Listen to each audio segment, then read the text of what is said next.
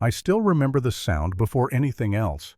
Not the voices, not the insults, but the clink of ceramic plates shaking against each other, the kind of sound that tells you someone's hand isn't steady and shouldn't be working at all. I was sitting alone in the corner booth pretending to read a menu I already knew by heart when I saw her pass by. Her name I'd later learn was Lena. She was carrying 4 plates with one arm, the other wrapped in a thick white bandage that had already turned a faint pink near the knuckles. Every step she took looked like it hurt. Her jaw was clenched. Her smile, the kind servers use when they're trying not to fall apart, flickered every few seconds. Nobody said anything. Not the customers, not the manager pacing near the bar, not me. Yet.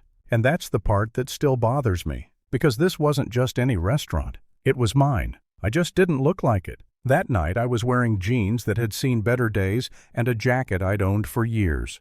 No watch, no suit, no signals. To everyone else, I was just another quiet guy killing time over coffee. And that's exactly why no one noticed me watching. The manager, tall, loud, confident in the way people get when they think no one above them is paying attention, stopped Lena near the kitchen doors. "You're late on table 12 again," he said loud enough for half the room to hear. "I'm trying my hand. If you can't handle the job, maybe you should find another one." She nodded. Didn't argue, just swallowed it. I felt something twist in my chest. Not anger, yet more like disbelief.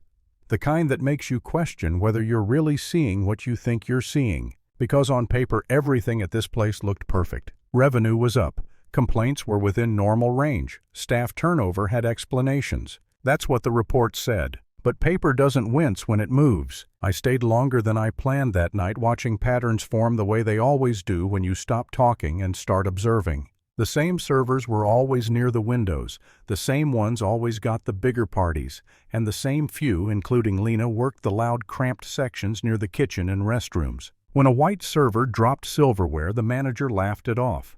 When Lena moved too slowly, it was a problem. I left without finishing my coffee. In my car, I just sat there with my hands on the wheel, staring at the front door like it might explain itself if I waited long enough. I could have walked back in, could have introduced myself, could have ended it right there. But something stopped me. Because if people only behave when power is watching, that tells you nothing about who they really are. So I decided to disappear. I shaved differently, changed my glasses, put on the uniform, introduced myself as Mike. No title, no safety net. And on my first shift, the rules revealed themselves fast. The manager looked me up and down, barely hiding his disinterest. "Back sections," he said. "That's where you'll train. Takes a certain type." I didn't ask what he meant. I already knew. That's where I worked with Lena. Up close, it was worse. Her hand was still swollen beneath the brace. She moved carefully, efficiently, like someone who'd learned how to work around pain because she didn't have the luxury of stopping. "You shouldn't be here," I said quietly, when we had a moment near the service station. She smiled, but it didn't reach her eyes. "Neither should Bill's," she said. But here we are. That was the moment I stopped feeling like an observer and started feeling like a coward. Over the next few days, I saw everything. Schedule changes that only went one direction. Breaks forgotten.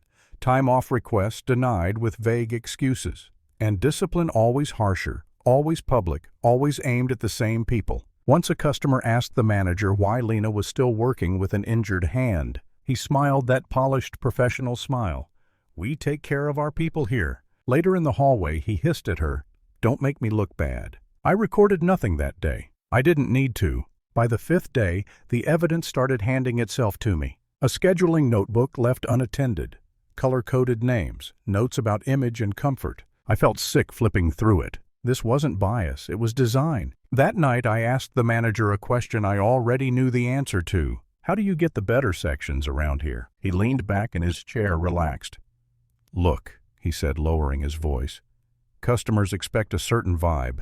You give them that, everyone wins." "And Lena?" I asked. He shrugged. "Some people are better where they are." That was it. No slur, no shouting. Just the kind of quiet cruelty that survives because it sounds reasonable. The next morning I walked in as myself. Suit, posture, no disguise. The room felt different immediately, like air before a storm. I asked for everyone to gather. The entire staff stood there confused, whispering. Lena was near the back, her injured hand held close to her chest. I didn't raise my voice. I didn't need to. "I'm the owner," I said, And I've been working here this past week. The color drained from the manager's face. I laid everything out. Not emotionally, not dramatically, just clearly. The schedules, the notes, the recordings. Silence did the rest. When I fired him, there was no applause, no cheering, just relief, heavy and quiet. I turned to the staff then, not as a savior, as someone who'd failed them. I should have been here, I said. And I wasn't. That's on me. I offered paid medical leave to Lena before she could say a word. Full pay, full coverage, no conditions. She cried, not loudly, not dramatically, just the way people do when they finally don't have to be strong for a minute. Weeks later, the restaurant felt different. Same tables, same walls, but people stood straighter. Lena came back, not just as a server, but as someone helping reshape how things ran. Watching her laugh with coworkers near the front windows still sticks with me. Power didn't fix this. Attention did. So let me ask you something and really think about it.